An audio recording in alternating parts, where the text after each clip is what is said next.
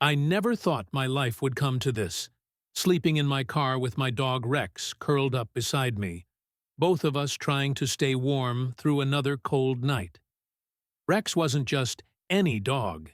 He was a trained canine, a German shepherd who once worked alongside me when I had a badge, a paycheck, and a home. But life has a way of stripping everything away when you least expect it. One injury, one bad decision, and suddenly I was on the outside looking in. No job, no family willing to help, just me and Rex against the world. That morning started like any other. I was scraping together change from the cup holder, counting coins for our next meal, when I saw a flyer taped to a lamp post. Storage unit auction. Everything must go. I'd heard stories about people finding treasures in those units, but I'd also heard about people finding nothing but junk. Still, something pulled at me. Maybe it was desperation. Maybe it was hope. I had exactly $43 to my name. The auction was in a rundown facility on the edge of town. About a dozen people showed up, most of them regulars who looked like they knew what they were doing. I felt out of place, clutching Rex's leash, trying to blend into the background. When they opened Unit 17, my heart sank. It was filled, floor to ceiling, with garbage bags, broken furniture, and what looked like years of accumulated trash. People laughed. Someone made a joke about the smell. But when the bidding started at $20 and no one raised their hand, I heard myself say, 40. The auctioneer looked surprised. Sold to the lady with the dog. I don't know what possessed me to do it. Maybe I just wanted to feel like I owned something again, even if it was trash. As I stood there staring at my prize, wondering how I'd even clear it out, Rex started pulling on his leash. His ears perked up. His nose went to work, and suddenly he was acting the way he used to on the job. Alert, focused, determined. He dove into that mess of garbage like he'd caught a scent. And before I could stop him, he was digging through bags, his tail wagging with purpose. And that's when everything changed. If you've ever felt like giving up, if you've ever wondered whether tomorrow might be different, stay with me on this journey. Subscribe so you don't miss what happened next, because what Rex found in that pile of trash didn't just change my day. It changed my entire life. Rex found me before I found rock bottom, or maybe he found me right at the edge of it, just in time to pull me back. When I lost my job with the K9 unit, they gave me a choice. Rex could go to another handler, or I could keep him. It wasn't even a question. He was 7 years old then, considered too old for the intense work, and I couldn't bear the thought of him spending his final years with strangers. So I signed the papers, and he became mine. What I didn't realize was that I was becoming his. Living on the streets with a dog, especially a 70-pound German shepherd, isn't what most people imagine. It's not romantic. It's not an adventure. It's survival, every single day. And it's twice as hard when you're responsible for another life. Most shelters won't take you if you have a pet. Most soup kitchens won't let a dog inside. I learned quickly that Rex's needs came before mine. Always. On the coldest nights, I'd wrap him in the only blanket we had while I shivered in my jacket. When we found food, he ate first. I'd watch him chew on whatever scraps I could find, and only after he was satisfied would I allow myself a bite. People would pass us on the street, and I could see the judgment in their eyes. Not for me, but for him. "That poor dog," they'd whisper. "He deserves better." And they were right. He did deserve better. But he never once looked at me like he agreed with them. Rex had this way of staying close, always positioning himself between me and the world. At night, when shadows moved and strange sounds echoed through the parking lots where we'd camp, he'd rest his head on my chest. his warm breath reminding me I wasn't completely alone. During the day, when I'd sit on corners with a cardboard sign, he'd lie beside me, calm and dignified, never begging, never aggressive. Some people would stop just to pet him, to ask his name. And for those brief moments, I'd remember what it felt like to be human again, to have a conversation that wasn't about what I'd lost. But the hardest part wasn't the hunger or the cold. It was the guilt. I'd wake up some mornings, look at Rex sleeping peacefully despite everything, and wonder if I was being selfish. He could have had a warm home with someone else, regular meals, a soft bed. Instead, he had me, broken, homeless, barely holding on. I'd trained him to detect narcotics, to track suspects, to be a hero. And now here we were, both of us forgotten by the system we'd served. Yet Rex never wavered. When I cried, he'd nuzzle my hand. When I wanted to give up, he'd nudge me awake, reminding me we had another day to face together. He wasn't just my dog anymore. He was my partner, my protector, my reason to keep breathing. The bond between a handler and their canine isn't something you can easily explain to someone who hasn't lived it. It's built on trust, on countless hours working side by side, on knowing that this animal would lay down his life for you without hesitation.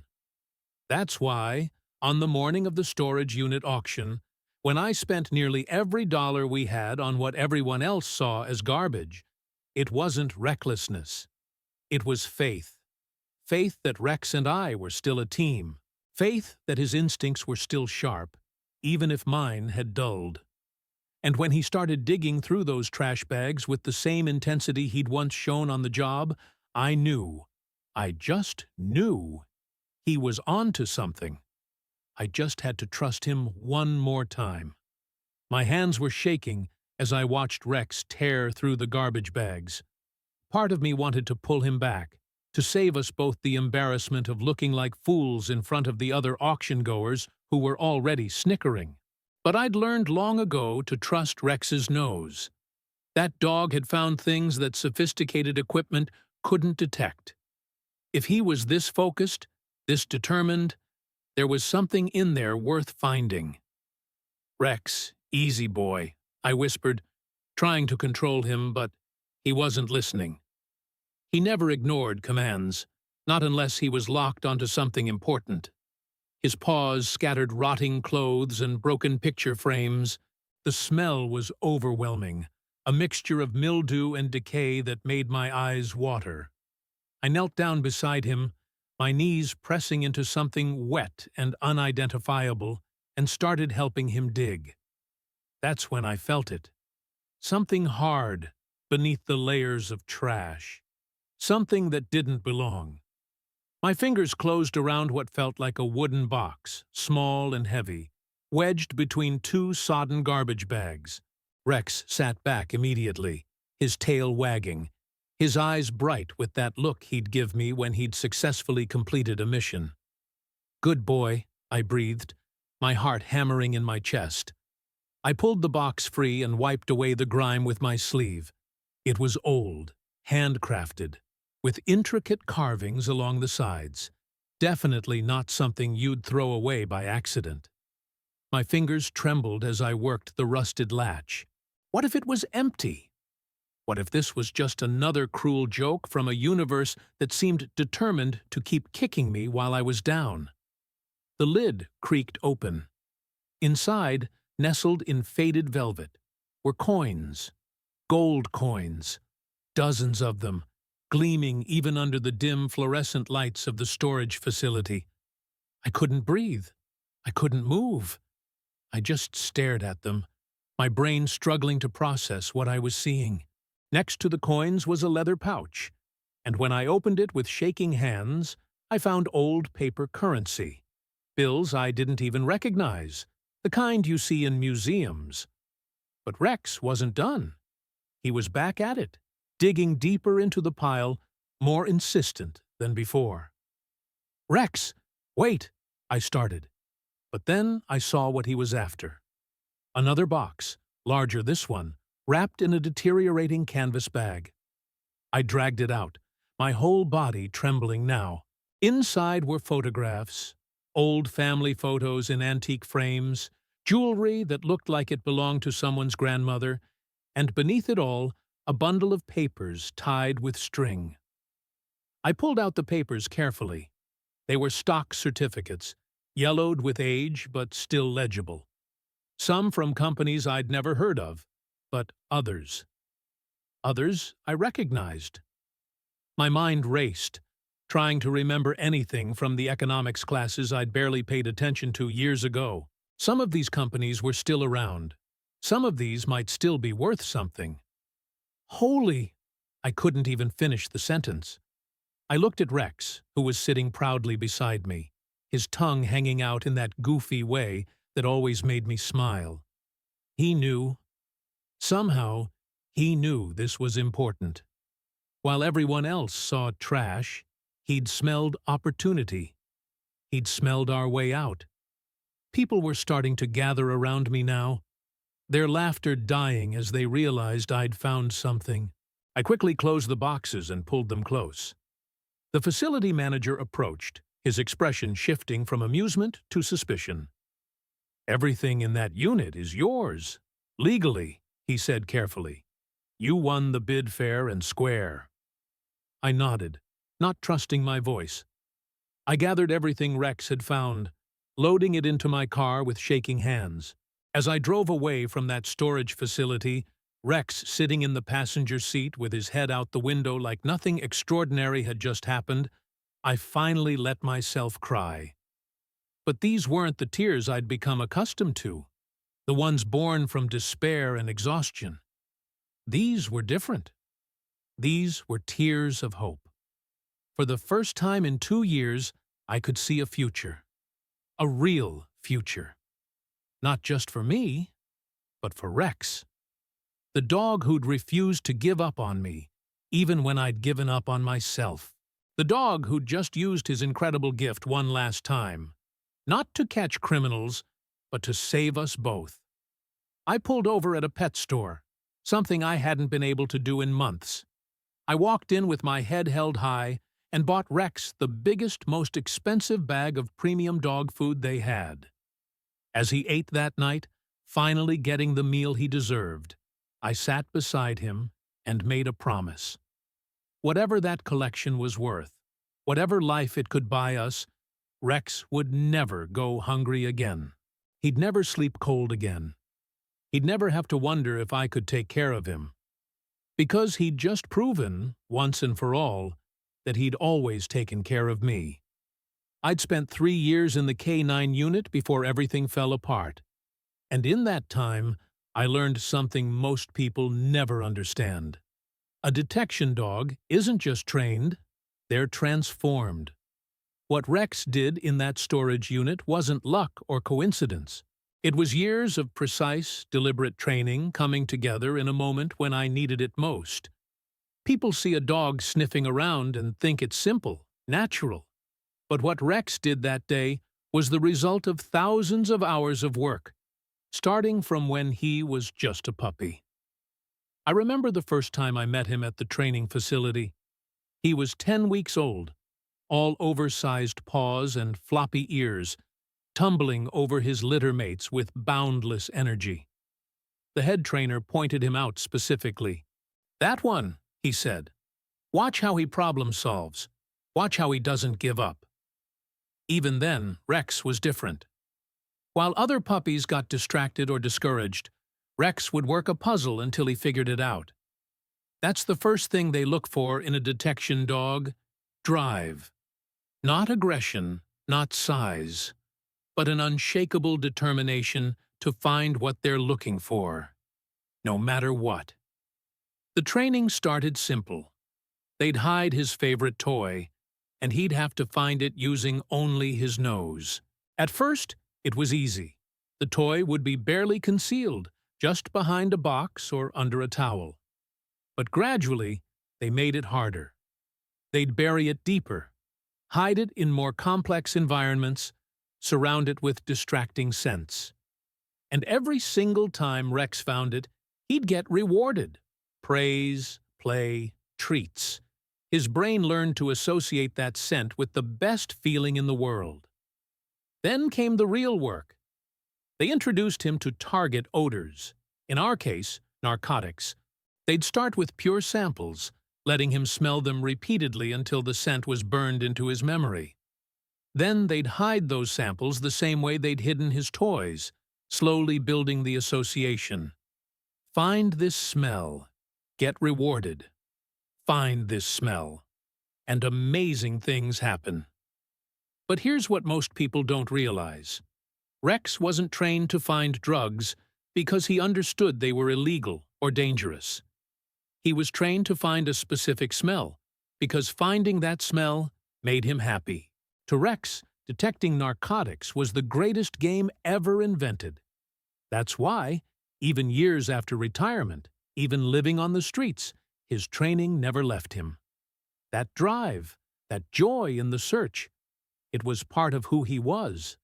The complexity of what these dogs can do is staggering.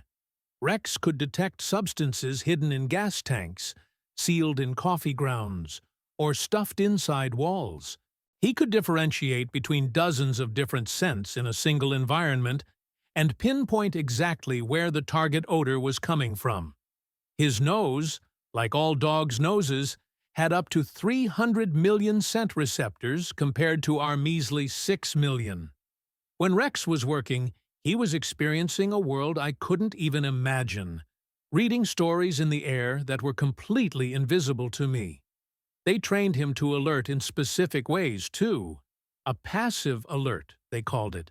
When Rex found what he was looking for, he'd sit and stare at the location, completely focused. No pawing, no barking, no scratching that might damage evidence or trigger explosives. Just a calm, deliberate sit that said, "It's here, right here." I'd seen him do it hundreds of times in the field. That sudden shift from searching to certainty, his whole body going still except for his eyes, locked onto the target. But the training went beyond just detection. They taught him to work in chaos, loud noises, crowds, distractions of every kind. They taught him to search methodically, covering every inch of a space without missing anything. They taught him to handle failure, too, because not every search produced results. When he didn't find anything, he had to learn that was okay, that he hadn't failed, that he'd just keep looking next time. What happened in that storage unit was all of this coming together. When Rex caught that scent, whatever it was that drew him to those boxes, his training kicked in automatically. The methodical searching, the focused digging, the precise alert when he'd found what he was looking for. He wasn't just randomly tearing through garbage. He was working, executing a search pattern that had been drilled into him thousands of times. I often wondered what exactly he smelled that day. Was it the metallic scent of old coins? The particular odor of aged paper and leather? Or maybe something else entirely? Some chemical signature left behind by whoever had hidden those valuables? Some trace of human anxiety or intention that lingered decades later? I'd never know for sure. But what I did know was that Rex had detected something anomalous, something that didn't belong with rotting clothes and broken furniture, and his training compelled him to investigate. That's the beauty of canine training. It doesn't expire. It doesn't fade just because the dog retires or circumstances change. Rex was nearly 10 years old when he found those boxes, living a life nothing like the one he'd been trained for. And yet, when the moment came, he was still every bit the professional detection dog he'd always been. As I sat in my car that night, watching him sleep peacefully with a full belly for the first time in months, I thought about all those trainers who'd worked with him over the years. They'd built something incredible, not just a tool, but a partner who could do things no human ever could. They'd taken his natural abilities and refined them into something extraordinary. And on one desperate morning, in a storage unit full of trash that nobody else wanted, all of that training, All of those years of work gave us both a second chance at life. I'd never been to a storage unit auction before that day, and I had no idea what I was walking into. Looking back now, I realize how reckless it was, spending nearly every dollar I had on something I couldn't even see properly. But desperation makes you do things you'd never consider in your right mind. And storage unit auctions, they're built on that exact kind of desperation, both from the people who abandoned their units and the people bidding on them. The concept is simple, almost cruel in its simplicity. When someone stops paying rent on their storage unit, the facility has the legal right to auction off the contents to recover their losses. They cut the lock, roll up the door just high enough for bidders to peek inside, and that's it. You get maybe 5 minutes to look. No touching, no digging, no guarantees. You're buying based on a glimpse, a hunch, a prayer that what you see is worth more than what you're about to pay. I learned later that there's a whole subculture of people who make their living this way. Professional buyers who travel from auction to auction, who've trained their eyes to spot valuable items in seconds. They know what to look for. Brand names on boxes, the shape of furniture under tarps, even the way items are stacked can tell them whether the owner was organized or chaotic, wealthy or struggling. These professionals have systems. They set strict budgets for each unit. They know the resale value of almost everything. They can look at a storage unit and calculate, within minutes, whether it's worth the risk. And most importantly, they know when to walk away. I watched them that morning, these seasoned veterans peering into Unit 17 with barely concealed disgust. They saw what I saw: garbage bags, broken furniture, the obvious signs of someone who'd given up on their belongings long ago. But here's the thing about storage unit auctions. Every once in a while, someone hits the jackpot. There are legendary stories in that community. People finding rare coins worth hundreds of thousands, vintage cars, fine art, even cash hidden in furniture. I'd heard one story about a buyer who found a unit full of what looked like old newspapers, only to discover original Action Comics and Detective Comics issues worth a fortune. Another found a locked safe that, when finally opened, contained gold bars. Of course, for every one of those success stories, there are 100 disasters. Units full of actual trash. Furniture so damaged by moisture and mold that it's worthless. Personal items with no resale value. Old clothes, broken appliances, children's toys that break your heart because you know someone's life fell apart enough that they couldn't even retrieve their memories.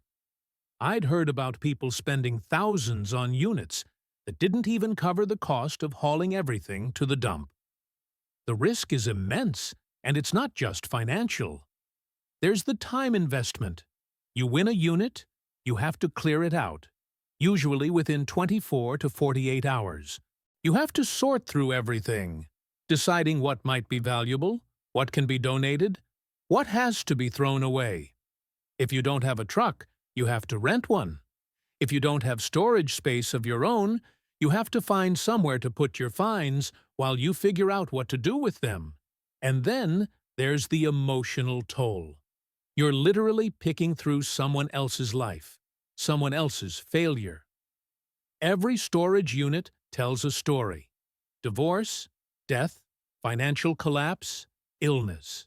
I saw a teddy bear in Unit 17, half buried in one of those garbage bags, and I had to look away. Someone had loved that bear once. Someone had kept it, moved it from place to place, stored it carefully. And now it was just trash in a unit being sold to strangers. The mathematics of it are brutal. The facility that morning was auctioning off 8 units. The starting bids ranged from $20 to $200. Some units went for much more. I watched a climate-controlled unit that looked promising sell for nearly $1,000 to one of the professionals. The auctioneer moved fast, keeping the energy high, making it feel exciting rather than tragic. But I could do the math in my head. Even if you bought a unit for $100 and found items worth $500, you still had to account for your time, your labor, the gas money, the disposal costs. Most people break even at best. Some make a modest profit, enough to justify doing it again, not enough to quit their day jobs. And a tiny fraction, maybe 1%, find something that changes everything. Standing there that morning with Rex, I hadn't known any of this. I didn't know about the professionals with their calculators and pickup trucks. I didn't know about the success stories or the horror stories.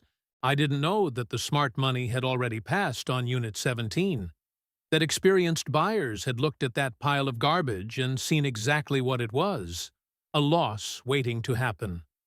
All I knew was that I had $43, no prospects, and a dog depending on me. When nobody else bid, when the auctioneer looked ready to pass on the unit entirely, something in me just broke. Or maybe it was hope. Maybe it was the same stubborn drive that kept me going every day, despite everything. I raised my hand. I said $40. And just like that, I'd gambled everything on a storage unit full of trash. The other bidders looked at me with pity. The auctioneer looked relieved to make any sale at all. As I signed the paperwork with shaking hands, I heard someone behind me mutter, "Bet she doesn't even have a truck to haul that mess away." They were right. I didn't. I had a 15-year-old sedan that barely ran, a German Shepherd, and a receipt for a storage unit I couldn't afford to clean out. By every logical measure, I'd just made the worst financial decision of my life. I'd taken the last of our money and thrown it away on literal garbage. But as Rex pulled me toward that unit, his nose already working, his body tense with purpose, I felt something I hadn't felt in a long time. Not quite hope. I wasn't ready for that yet. But possibility. The smallest, most fragile possibility that maybe, just maybe, the universe wasn't done kicking me yet, because it had one more surprise in store. In the world of storage unit auctions, they say you're either a fool or a fortune hunter. That morning, standing in front of Unit 17 with my last $40 gone and Rex digging through garbage bags, I had no idea which one I was. I was about to find out. That night, after Rex found the boxes, I couldn't sleep. I sat in my car under a flickering streetlight in a Walmart parking lot, our usual spot, with everything we owned in the world piled around us. Rex was curled up in the back seat, snoring softly, completely unbothered by what had happened. But I was trembling, my mind racing through every emotion I thought I'd forgotten how to feel. I kept opening the wooden box, just to make sure it was real. The gold coins gleamed in the dim light. I touched them carefully, half expecting them to disappear, to discover this was all some cruel hallucination brought on by hunger and exhaustion. But they were real, solid, heavy. The stock certificates were there too. The old photographs, the jewelry, all of it real. For 2 years, I'd lived in a fog of survival. You stop thinking about the future when you're not sure you'll make it through the day. You stop dreaming when every dream you've ever had has already died. You become small, contained, focused only on the immediate needs: food, safety, warmth. The person I used to be, the woman with ambitions, with plans, with a career and dignity, she'd disappeared so gradually I hadn't even noticed her leaving. But sitting there in that parking lot, holding those coins, I felt her stirring again. It was terrifying. I thought about my daughter. God, I hadn't let myself think about Emily in months. It hurt too much. She was 17 now. I'd missed her last 2 birthdays. When everything fell apart, when I lost my job and then my apartment, when the bills piled up and I couldn't dig my way out, she'd gone to live with her father, my ex-husband, who'd looked at me with such disappointment, such vindication, as if he'd known all along I'd end up like this. "You can't take care of yourself, much less a dog," he'd said. "Emily doesn't need to see you like this." He was right, of course. What kind of mother was I? Living in a car, begging for change, unable to provide even the most basic stability. I'd made a choice. Keep Rex or maintain some dignity, some connection to my daughter. I'd chosen Rex, and I'd lost Emily in the process. She'd stopped answering my calls months ago. I didn't blame her. I was ashamed for her to even know me. But now maybe I could fix it. Maybe I could become someone she wouldn't be ashamed of again. The hope was almost painful. It felt like something sharp pressing against my chest, making it hard to breathe. Because what if I was wrong? What if these coins weren't worth anything? What if the stock certificates were worthless paper from dead companies? What if I let myself hope, and it all came crashing down again? I didn't know if I could survive another disappointment. I'd barely survived the last ones. I picked up my phone, a prepaid flip phone I'd bought at a gas station, the only kind I could afford. No internet, no apps, just calls and texts. I pulled up Emily's number, my thumb hovering over the call button. What would I even say? "Hi, honey. I know I've been living in my car and you haven't heard from me in 4 months, but I found some treasure in a storage unit. So everything's going to be okay now." She'd think I'd lost my mind? Maybe I had. Rex shifted in the back seat, and I turned to look at him. Even in sleep, he positioned himself protectively, one eye cracking open when I moved, making sure I was still there. This dog had given me everything. When I had nothing else, no family, no friends, no home, no hope, he'd stayed. He'd trusted me even when I didn't trust myself. He'd worked that storage unit like the professional he was, using every skill he'd ever learned, and he'd saved us. The guilt crashed over me again, as it did every night. Rex deserved so much better than what I'd given him. These past 2 years, he'd slept in parking lots and under bridges. He'd eaten whatever scraps I could find or afford. He'd gone hungry when I went hungry. And never once, not once, had he looked at me like I'd failed him. But I had failed him. Just like I'd failed Emily. Just like I'd failed myself. The tears came then, hot and overwhelming. Not sad tears exactly. Not happy tears either. Something more complicated. Grief and hope tangled together.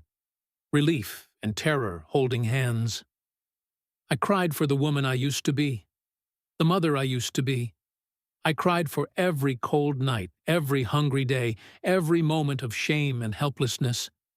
And I cried because maybe, just maybe, those days were ending. "We're going to be okay," I whispered to Rex, my voice cracking. "I'm going to make this right. I'm going to get us out of here. I'm going to give you the life you deserve. I'm going to be someone Emily can be proud of again." Rex's tail thumped once against the seat, a sleepy acknowledgement. He didn't need promises. He didn't need explanations.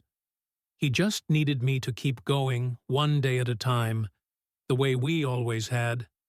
But I needed more than that. I needed to believe that this desperate gamble, this $40 bid on a unit full of trash, was the turning point. I needed to believe that hitting rock bottom didn't mean staying there forever. I needed to believe that people like me, people who'd lost everything, who'd made mistakes, who'd fallen so far they couldn't see the way back up, could still find redemption. As the sun started to rise over that Walmart parking lot, painting the sky in shades of pink and gold, I made a decision. Tomorrow, I'd find someone who could tell me what these items were worth. I'd be smart about it, careful, not let anyone take advantage of me. And if they were valuable, when they were valuable, I told myself, trying on hope like an old coat I wasn't sure still fit, I'd do it right this time. First, Rex. A vet visit. Proper food. A warm bed. Then, a place to live. Nothing fancy, just somewhere safe and clean.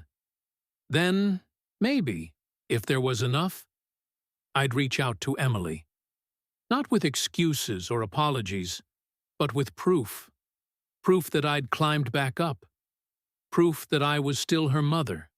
Still someone worth knowing. Rex had given me a second chance. The least I could do was not waste it.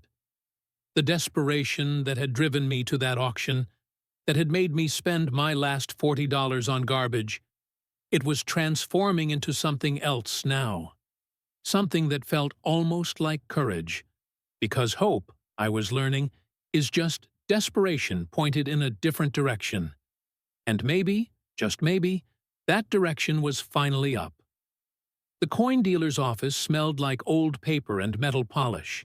I'd spent 3 days researching, calling, trying to find someone reputable who wouldn't take one look at me. Still wearing the same clothes I'd been living in, still obviously homeless, and try to cheat me. Finally, a woman at the public library had recommended Mr. Chen. "He's honest," she'd said. "He'll give you a fair assessment." I'd left Rex in the car with the windows cracked and a bowl of water. I hated leaving him, but I wasn't sure they'd let a large dog into the shop, and I couldn't risk being turned away. I carried the wooden box clutched against my chest like a child, my heart hammering so hard I thought it might break through my ribs. Mr. Chen was an elderly man with careful hands and kind eyes that lingered a moment too long on my worn appearance before settling on the box. "May I?" he asked, and I nodded, unable to speak. He opened it slowly, reverently. His expression didn't change. Years of practice, I assumed, but I saw his fingers pause over the coins. He picked one up, examined it under a magnifying glass, then another. The silence stretched out, each second feeling like an hour. Finally, he looked up at me. "Where did you get these?" The question felt loaded with suspicion, and panic flared in my chest. "I bought a storage unit, at auction. Everything was legal. I have the paperwork." He held up a hand, his expression softening. "I'm not accusing you of anything. I'm just... These are remarkable. Do you know what you have here?" I shook my head, not trusting my voice. "These are pre-1933 gold coins. Double eagles, mostly. Before 1933, these were regular currency. But when Roosevelt took the country off the gold standard, most were melted down. The ones that survived became incredibly valuable, not just for their gold content, but as collectibles." He paused, looking at me carefully. "Do you understand what I'm telling you?" "They're worth something," I managed. "They're worth considerably more than something." He spent the next 20 minutes examining each coin, making notes, occasionally pulling out reference books. When he finally pushed back from his desk, he looked at me with an expression I couldn't quite read. "I can give you a preliminary estimate, but you should really have these professionally appraised and graded. These aren't my specialty at this level. Just tell me," I whispered. "Please." "Based on condition and rarity, I'd estimate the coins alone are worth somewhere between $80,000 and $120,000. Possibly more if some of these rarer dates grade well." The room tilted. I grabbed the edge of his desk, my vision swimming. That's not possible. It's not only possible, it's conservative. And that's just the coins. The stock certificates, the jewelry. I can't evaluate those, but they might add considerable value." He leaned forward. "Miss, are you all right? You've gone very pale." I couldn't answer. My mind couldn't process the numbers. $100,000. More than I'd made in 2 years when I had a job. More money than I'd ever had at one time in my entire life. Enough to change everything. But here's what Mr. Chen couldn't see, what the numbers on his appraisal sheet couldn't capture. Rex had done this. Not luck. Not chance. Rex, with his incredible nose, with instincts I couldn't begin to understand, had detected something wrong in that storage unit. Something that didn't belong. While I saw trash, while every human at that auction saw worthless garbage, Rex had smelled opportunity. I thought about all the times I'd watched him work in the K9 unit. He'd find drugs hidden in places that seemed impossible, sealed in containers, buried in legitimate cargo, masked with coffee grounds or air fresheners. The criminals would think they were so clever, so careful. And Rex would walk right up to their hiding spots and sit, that calm, certain alert that said, "It's here." He'd done the same thing in that storage unit. He'd caught a scent, maybe the metallic tang of old gold, maybe the particular smell of aged paper and leather, maybe something else entirely that only his nose could detect. Whatever it was, his training had kicked in automatically. Find the anomaly. Locate the target. Alert the handler. But there was more to it than just training. There was something deeper, something that went beyond anything humans had taught him. Dogs have instincts we barely understand. They can smell fear, detect diseases, sense earthquakes before they happen. They experience the world through scent in ways we can't even imagine. Every object, every person, every moment leaves an olfactory trail that tells them a story. What story had Rex smelled in that storage unit? Had he detected the anxiety of whoever hid those valuables? The intention behind concealing something precious? Or was it simpler than that? Just the pure, objective difference between items of value and actual garbage? I'd never know for sure.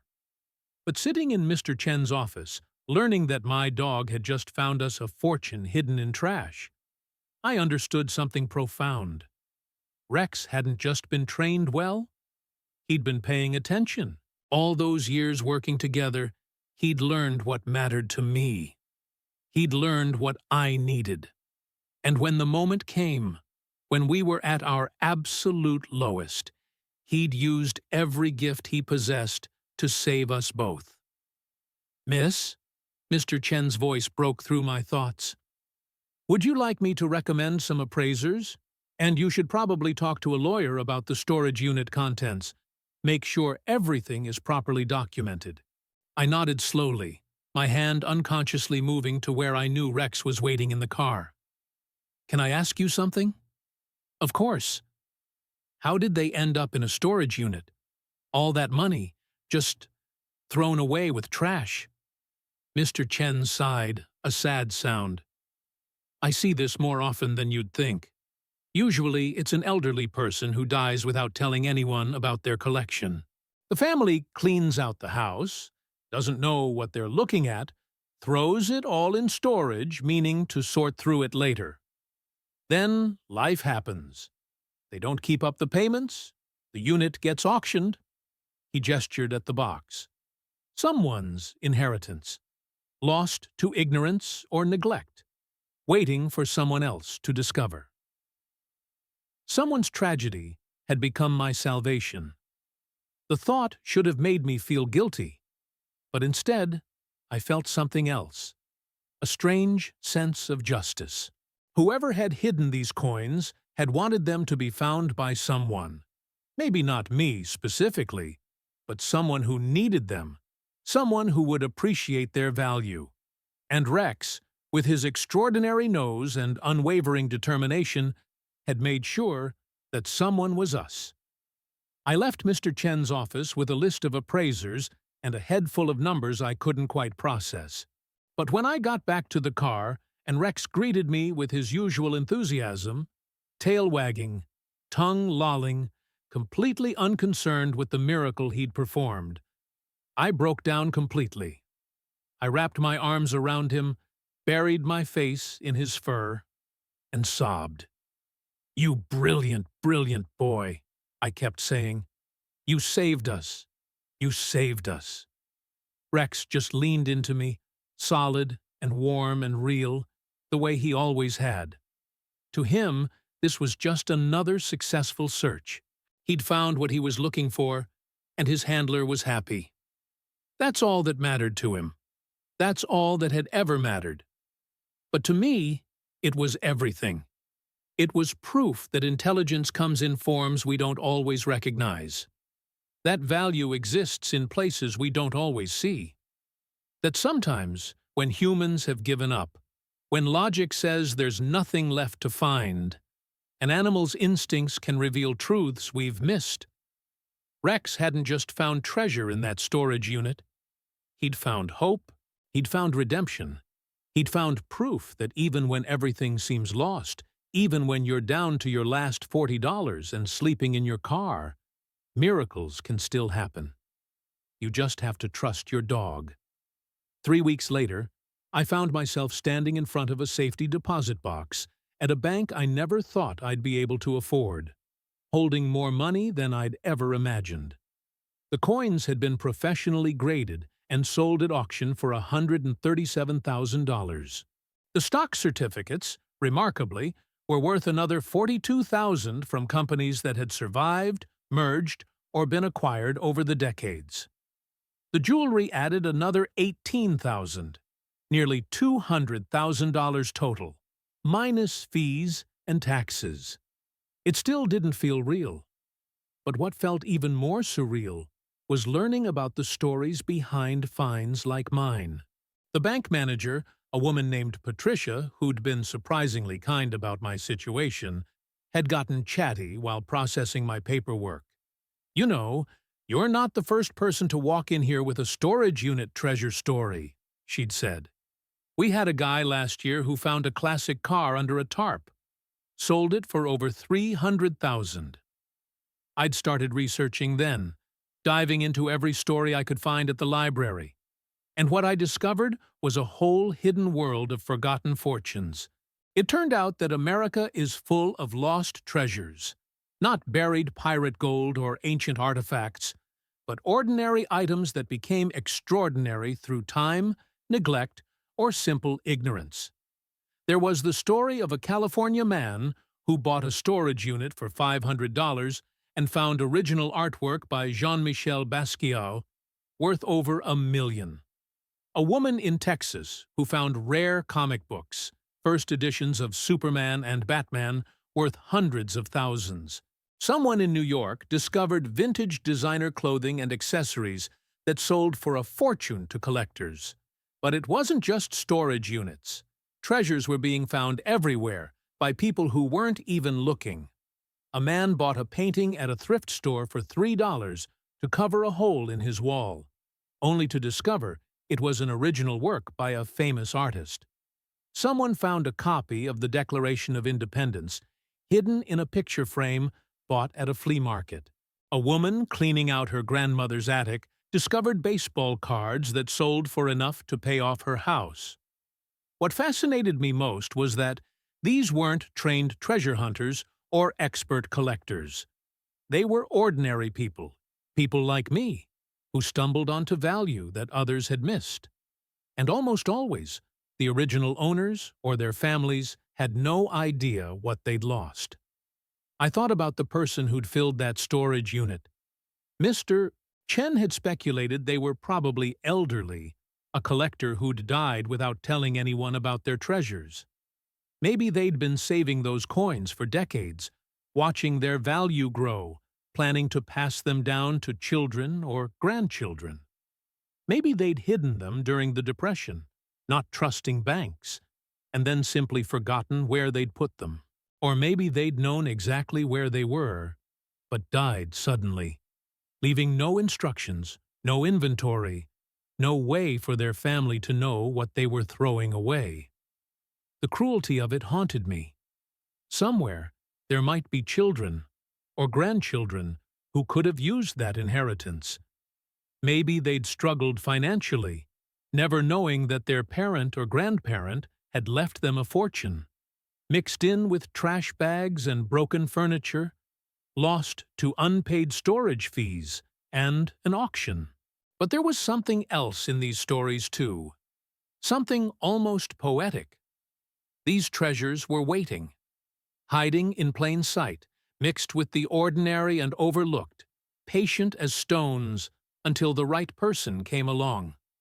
Someone who needed them, someone who would recognize their value. And that's where Rex came in. Because while luck played a role in all these stories, being in the right place, choosing the right storage unit, buying the right painting, what happened with Rex was different. He hadn't stumbled onto those coins.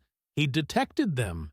He'd used skills honed over years of training, combined with instincts millions of years old, to identify something valuable hidden among garbage. I started wondering how many other treasures were out there, undetected. How many storage units held fortunes that everyone passed over because they looked worthless? How many attics and basements and estate sales contained items of incredible value that people threw away because they didn't know what they were looking at? The difference between trash and treasure is often just knowledge. Those gold coins looked like old metal to most people. The stock certificates looked like yellowed paper. Without knowing their history, their rarity, their context, they were just objects. But with knowledge, or in Rex's case, with a nose that could detect something different about them, they transformed into something life-changing. I thought about all the professional storage unit buyers who'd looked at Unit 17 and walked away. They had knowledge, experience, systems. They knew what to look for. But they were looking with human senses, human limitations. They saw what I saw, garbage bags and broken furniture. They couldn't smell what Rex smelled, couldn't detect the anomaly that screamed to his canine brain, "This doesn't belong here." In a way, Rex had seen the invisible. He'd found treasure that existed in a dimension beyond human perception, in the world of scent and instinct that we can barely comprehend. And he'd done it not because he understood money or value in any human sense, but because his training had taught him to find things that didn't match their surroundings, and his bond with me had taught him that finding such things would make me happy. Patricia came back with my paperwork, pulling me out of my thoughts. "All set," she said, then paused. "Can I give you some advice?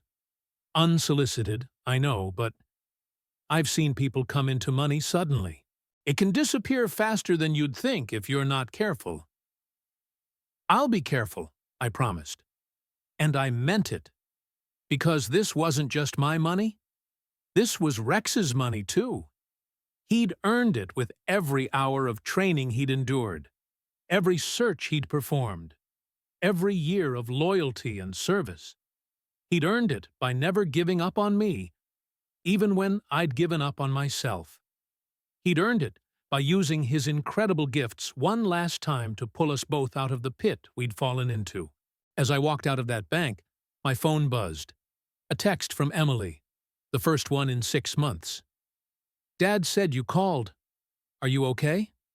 My hands shook as I typed back. "I'm better than okay. Can we meet? I have so much to tell you." 3 dots appeared, disappeared, appeared again. Finally, "Saturday?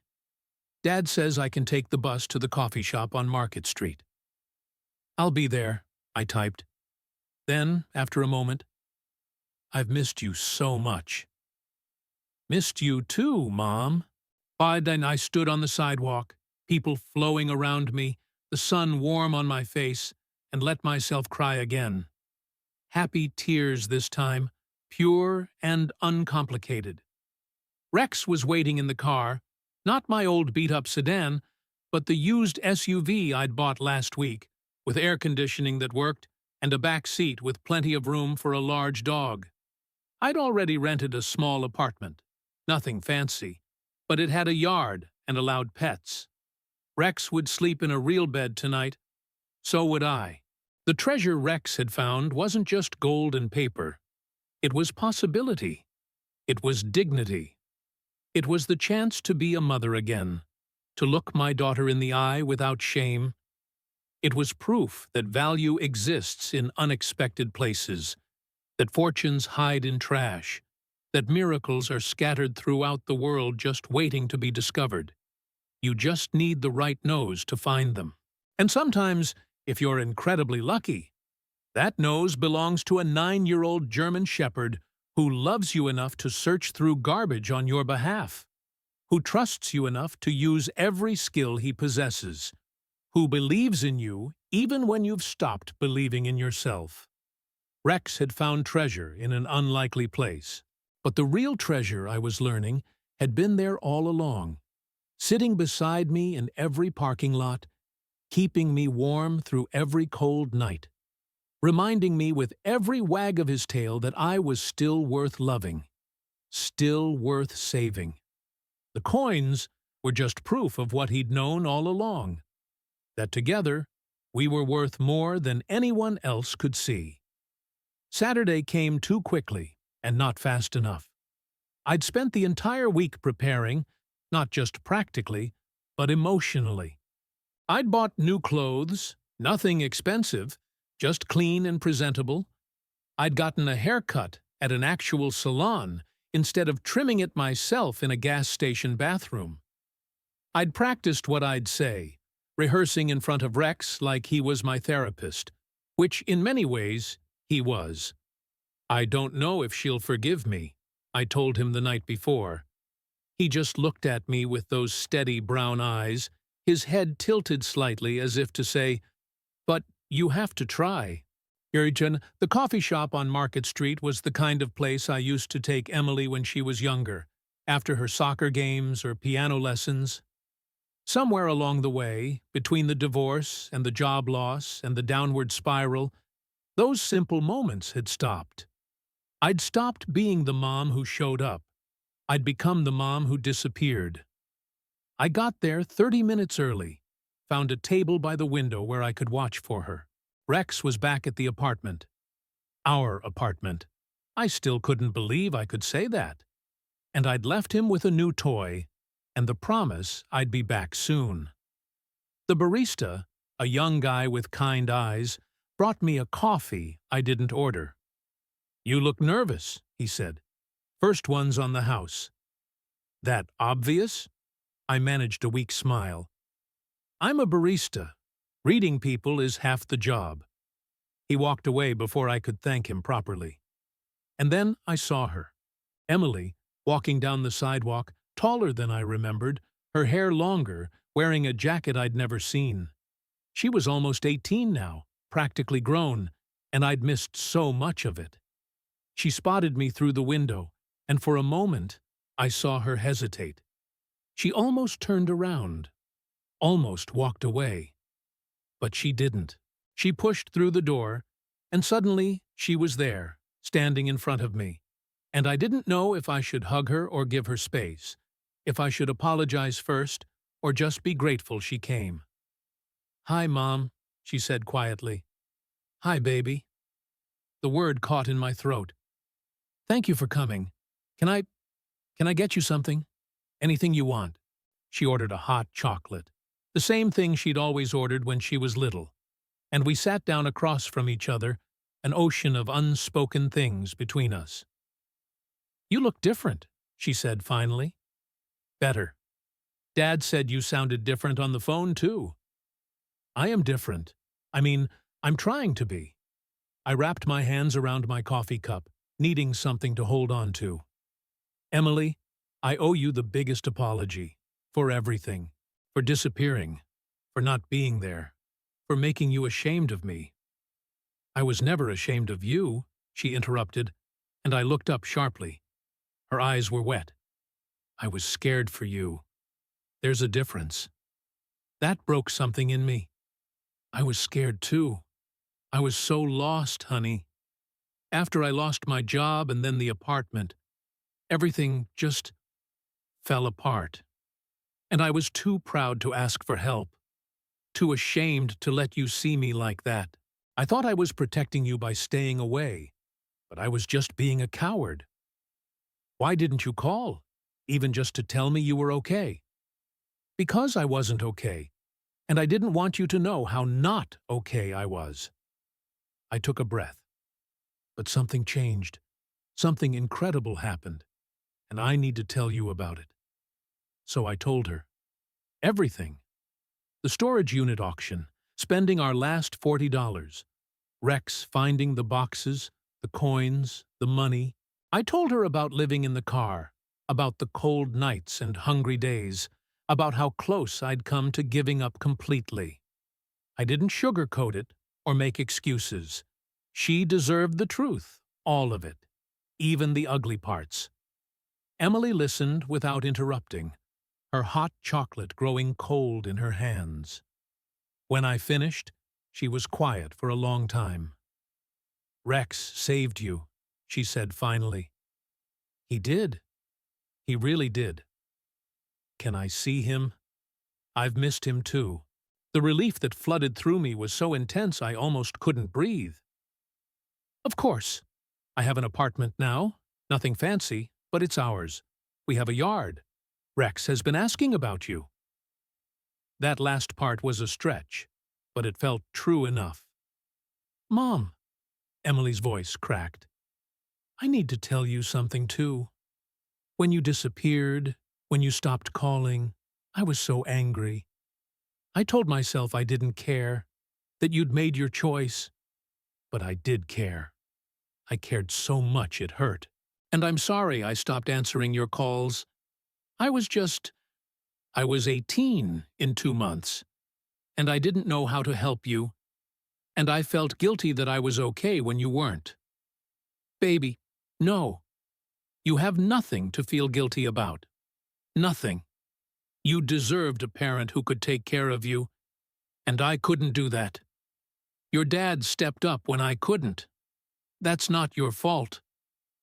But I should have. No." I reached across the table and took her hand. "You were the kid. I was the parent. That's not how it works. You don't take care of me, I take care of you. And I failed at that. But I want to do better now. I want to be the mom you deserve. If you'll let me." Emily squeezed my hand, tears streaming down her face.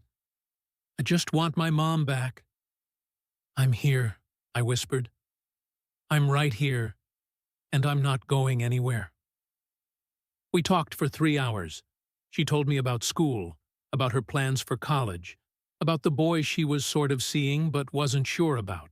I told her about my plans, finding a job, getting stable, maybe even going back to school myself. She asked about Rex, wanted to know every detail of how he'd found the coins, laughed when I described him digging through garbage bags with single-minded determination. "He always was stubborn," she said fondly. "Remember when he stole my sandwich that time and then brought it back after one bite because it had mustard? He hates mustard." I laughed, and it felt good, natural, like maybe we could find our way back to each other after all. As the afternoon wore on, I felt something shifting between us. Not everything was fixed. You can't erase 2 years of pain and absence in one conversation. But it was a beginning. A second chance that I'd thought I'd lost forever, delivered by a dog who refused to let me stay, lost. "Mom," Emily said, as we were getting ready to leave, "can I ask you something?" "Anything. When you were at your lowest, when you were living in your car, and didn't know where your next meal was coming from. What kept you going?" I thought about all the cold mornings when I'd wanted to give up, all the nights when staying alive felt like more effort than I could manage. "Rex," I said honestly, "he needed me. And knowing that someone, even if it was a dog, still needed me, still trusted me, still loved me. It was enough. It had to be enough. Emily nodded slowly. I needed you too. I just didn't know how to tell you. I know that now, and I promise, Emily, I promise I'm never going to make you wonder about that again. You're always going to know where I am, that I'm okay, that I'm here for you. Always. We stood up, and this time when we hugged, it wasn't awkward or tentative. It was real. She held on tight, and I held on tighter, and I thought about all the ways life can fall apart and come back together, about how the darkest moments can lead to the brightest new beginnings. Come on, I said. Let's go see Rex. He's probably destroyed that new toy I bought him by now.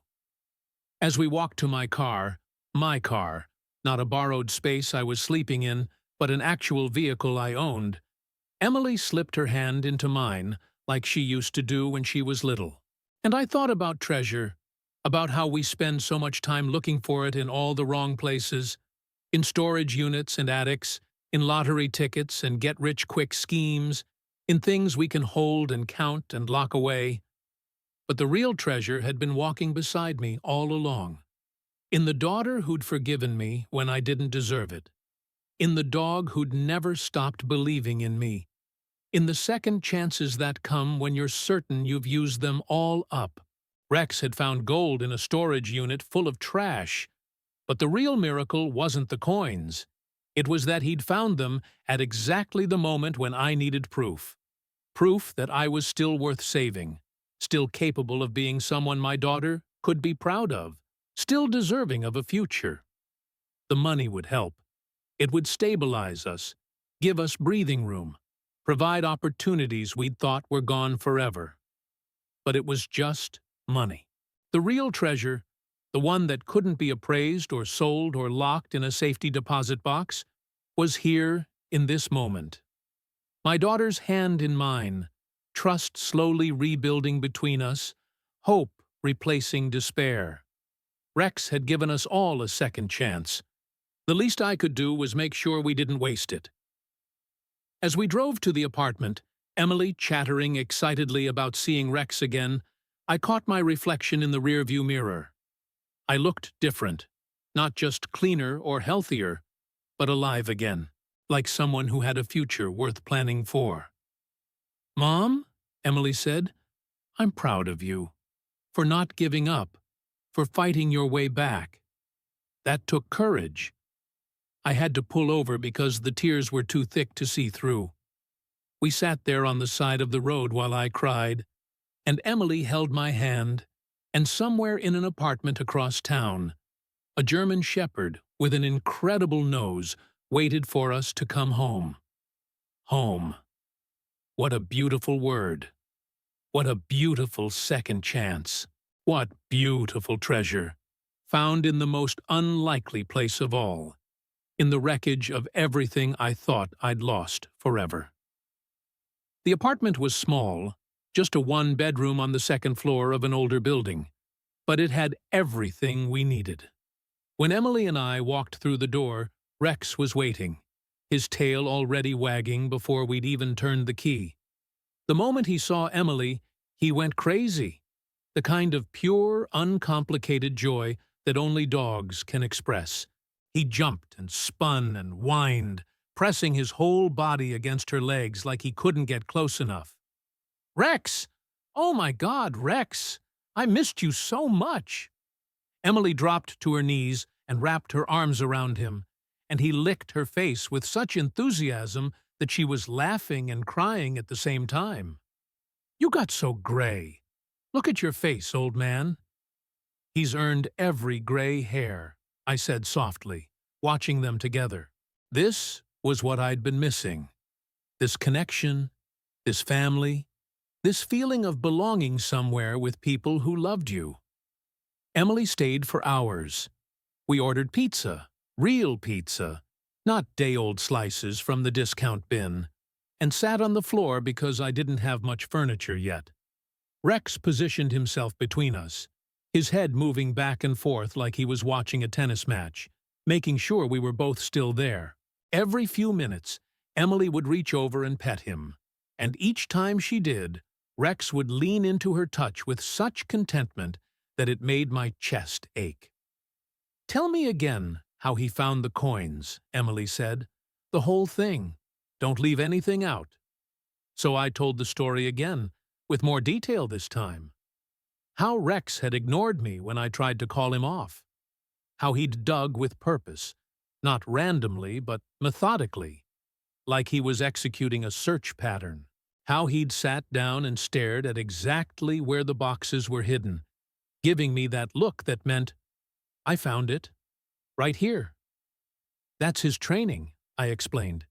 "Years of conditioning to find things that don't belong, things that are hidden or out of place. But it's more than that, too. It's instinct. Dogs experience the world through scent in ways we can't even comprehend.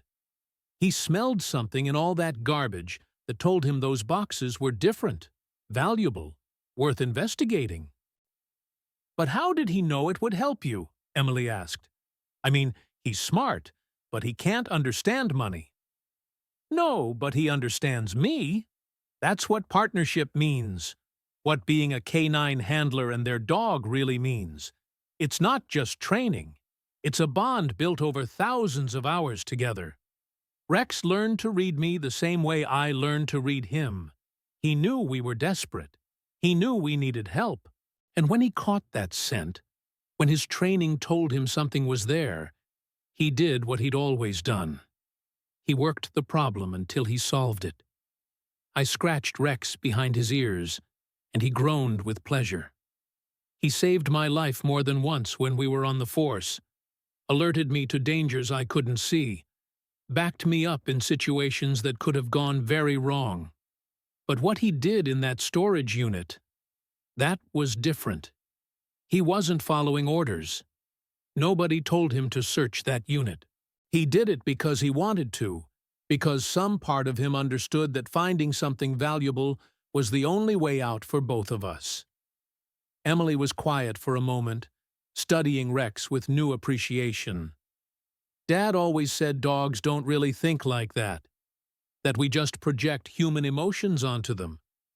"Your dad's wrong." I said it gently, but firmly. "I've worked with canines for years. I've seen what they're capable of. Dogs don't think like humans. They think like dogs, which is different, but no less real. Rex doesn't understand capitalism or economics, but he understands partnership. He understands loyalty. He understands that his job has always been to help me, to be there for me, to use his gifts to make my life better. That's exactly what he did." Rex chose that moment to flop over onto his back, legs in the air, tongue hanging out sideways. Emily laughed. "Such a fierce protector." "He's off duty," I said, smiling. "But watch this." I stood up and walked to the door, then made a small sound of distress. Nothing dramatic, just a quiet, "oh." Instantly, Rex was on his feet, all business, positioned between me and Emily, his eyes alert, scanning for threats. The transformation was immediate and total. 1 second he was a goofy old dog begging for belly rubs. The next, he was a trained professional ready to protect his handler. "It's okay, Rex. Stand down." I used the command he'd learned years ago, and he relaxed, but his eyes stayed on me, checking, making sure I was really okay. "Wow," Emily breathed. "That was intense. That's who he is. That's who he's always been. My partner, my protector, the one constant in my life when everything else fell apart." I sat back down, and Rex immediately came to me, pressing his head into my lap. I failed him for 2 years. I gave him a life he never should have had to live. But he never failed me. Not once. Not ever. "You didn't fail him, Mom." Emily's voice was fierce. "You kept him fed. You kept him safe. You chose him when you could have given him to someone else. That's not failing. That's love. Maybe she was right. Maybe all the guilt I'd been carrying, about Rex, about Emily, about everything, wasn't as justified as I thought. Maybe survival itself was an achievement. Maybe keeping going when everything told you to quit was its own kind of courage. "I want to do something," Emily said suddenly, "with some of the money. I want us to help other K9 handlers who are struggling. There have to be more people like you out there, veterans, retired officers, people who did everything right and still ended up with nothing." The idea caught me off guard. "Em, that money is for you, for your college, for your future." "There's enough for my college and this," she insisted. "Mom, you and Rex found that treasure together. It feels right to use some of it to help other handlers and their dogs. Like paying it forward, you know?" I looked at my daughter. When had she become so wise, so compassionate, and felt pride swell in my chest? Despite everything, despite my failures and absences, she'd grown into someone remarkable. "Okay," I said. "Yes, let's do that. We'll set up a fund or a foundation or something for K9 handlers in crisis, for retired working dogs who need medical care, for partnerships like Rex and me that the system forgot about." Emily grinned. "We should call it the Rex Foundation, after the dog who started it all."